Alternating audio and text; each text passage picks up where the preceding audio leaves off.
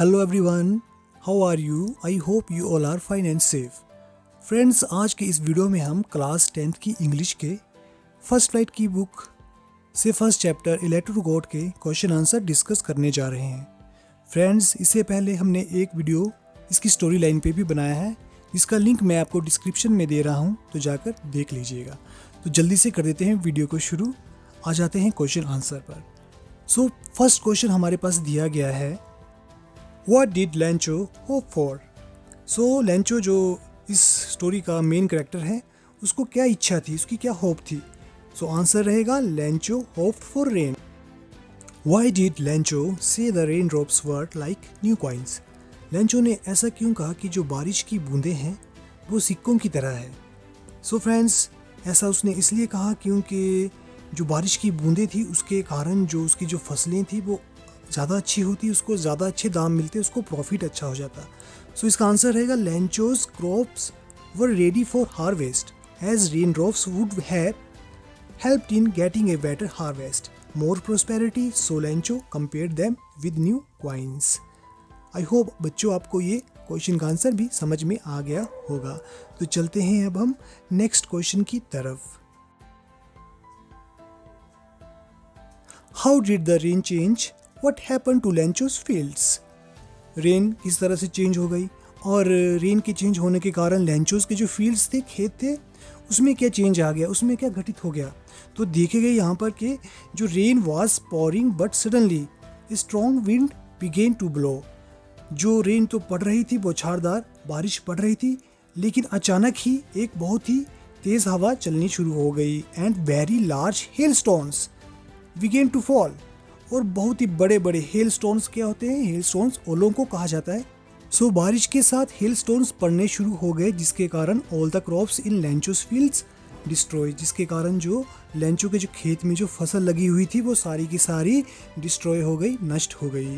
Next question है, what were Lencho's feeling when the hail stopped? Lencho की क्या feeling थी जब हेल रुक गई, ओलावृष्टि रुक गई? सो इसका आंसर है, after hail stopped Lencho's was filled with sadness.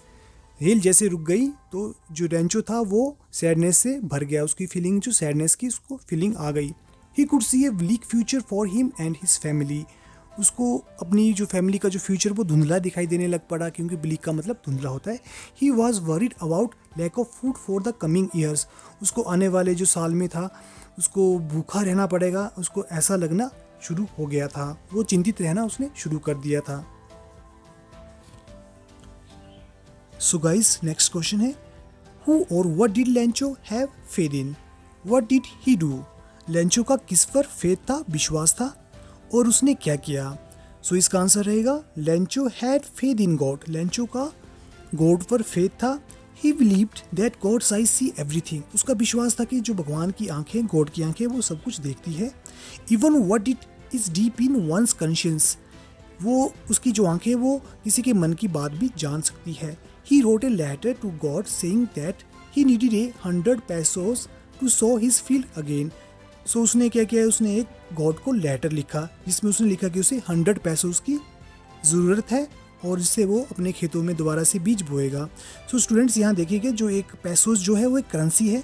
ये साउथ अमेरिकन कंट्रीज़ में चलाई जाने वाली करेंसी है, जैसे हमारे इंडिया में रुपीज़ है। सो पैसोस का मतलब यहाँ पर एक करेंसी से है। सो लैंचो को 100 पैसोस की नीड थी, उसने गॉड को लेटर लिखा कि उसे 100 पैसों दिए जाए। नेक्स्ट क्वेश्चन है, who read the letter? So इसका आंसर है, postmaster read the letter. Postmaster ने लेटर को पढ़ा था। सो नेक्स्ट क्वेश्चन है, what did the postmaster do then? Postmaster ने उसके बाद क्या किया? सो इसका आंसर रहेगा, the postmaster first laughed. Postmaster पहले तो हंसा, but then he became serious. पर उसके बाद वो सीरियस हो गया। He was deeply moved by the writer's faith in God. वो राइटर का जो फेथ गॉड में था उसको उससे वो बहुत ज़्यादा प्रभावित हो गया। He did not want to shake his faith. वो उसके विश्वास को तोड़ना नहीं चाहता था। So he decided to collect money and send it to Lancho. So उसने डिसाइड कर लिया कि वो अब अपने स्टाफ से और अब खुद मनी को कलेक्ट करेगा और लैंचो को उसको सेंड कर देगा, ताकि उसका जो फेथ है गॉड में वो बना रहे। Was Lancho surprised to find a letter for him with money in it? क्या लैंचो को जब लेटर मिला मनी वाला तो क्या वो सरप्राइज हुआ, उसको आश्चर्यचकित हुआ वो?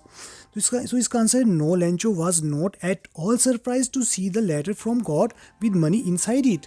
His confidence and faith in God was such that he had expected the letter from God. So Lencho जो था वो बिल्कुल भी सरप्राइज नहीं हुआ, बिल्कुल भी शॉक्ड नहीं हुआ, क्योंकि उसका जो विश्वास था कि भगवान उसको लेटर का जवाब देंगे और उसको जो उसने डिमांड की है वो भी देंगे. सो लेंचो बिल्कुल भी सरप्राइज नहीं हुआ. सो इसका आंसर ये रहेगा.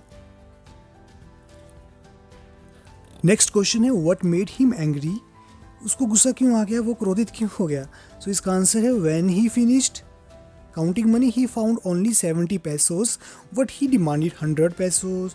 He was confident that God could neither make a mistake nor deny him what he had requested. Therefore, he concluded that the post office employees must have taken the remaining 30 pesos. So उसको गुस्सा इसलिए आ गया कि जब उसने पैसे गिनने शुरू कर दिए तो उसको सिर्फ 70 पैसों मिले.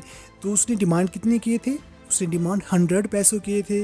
तो उसको लगा कि जो भगवान जो होते हैं वो तो कभी गलती कर नहीं सकते और उसकी रिक्वेस्ट को डिनाई भी नहीं कर सकते हैं. तो उसको लगा कि उसने ये कंक्लूड किया कि उसका ये अनुमान लगा लिया कि जो पोस्ट ऑफिस के जो एम्प्लॉयज़ हैं उन्होंने ही जो उसके 30 पैसों थे वो लेटर में से निकाल लिए हैं. सो नेक्स्ट क्वेश्चन है why does the postmaster send money to Lencho. Why does he sign the letter God. Postmaster ने लेंचो को मनी क्यों सेंड की और गॉड की जगह सिग्नेचर क्यों किए. सो इसका आंसर है postmaster was moved by Lencho's complete faith in the God.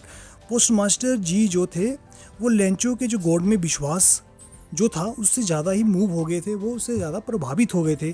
So he decided to send money to Lencho. Moreover the postmaster did not want to shake Lencho's faith in God. और पोस्ट मास्टर नहीं चाहते थे कि जो Lencho का God पर फेथ है, विश्वास है, उसका विश्वास वो टूट जाए. So he sign the letter God.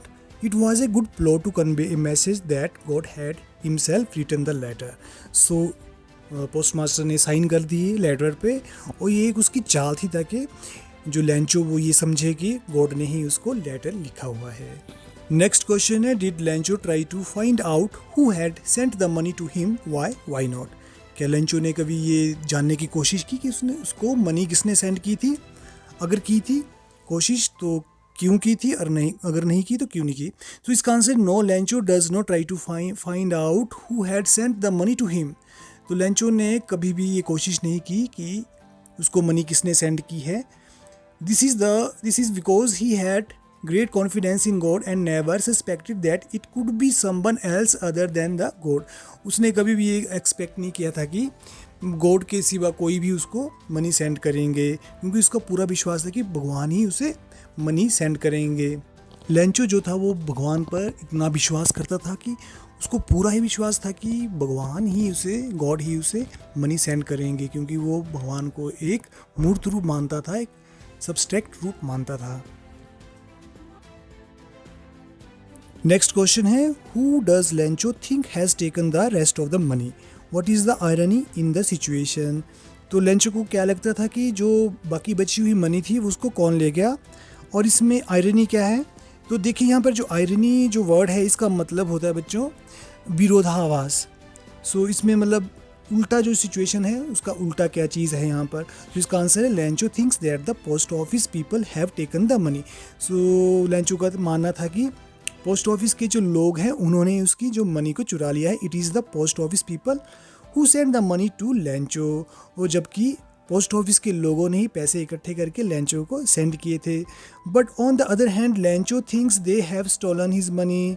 पर जो लेंचो ये सोचता था कि उन लोगों ने ही उसके जो पैसे हैं मनी को चुरा लिया है. सो ही कॉल्स देम क्रुक्स. तो उसने उनको क्रुक कहा है, क्रुक का मतलब ठग कहा है. So there is an element of irony in this situation. So इस जो ये एलिमेंट है, जो इस स्टोरी में ये एलिमेंट है, ये इस सिचुएशन जो है बनी है, इसको आयरनी कहा जा सकता है. सो इस तरह से इस चैप्टर के जो क्वेश्चन आंसर है वो ख़त्म हो जाते हैं. सो स्टूडेंट्स, कैसा लगा आपको ये आज का ये वीडियो पसंद आए तो लाइक कर दीजिएगा, चैनल को सब्सक्राइब कर दीजिएगा और बेल आइकन को दबाना ना भूलिएगा, क्योंकि हम इस तरह के ऐसे वीडियोस की पूरी सीरीज़ लेकर आने वाले हैं जो आपके बोर्ड एग्ज़ाम में बहुत काम आने वाली चीज़ है. सो फ्रेंड्स, मिलते हैं नए वीडियो में. तब तक के लिए keep watching and keep growing.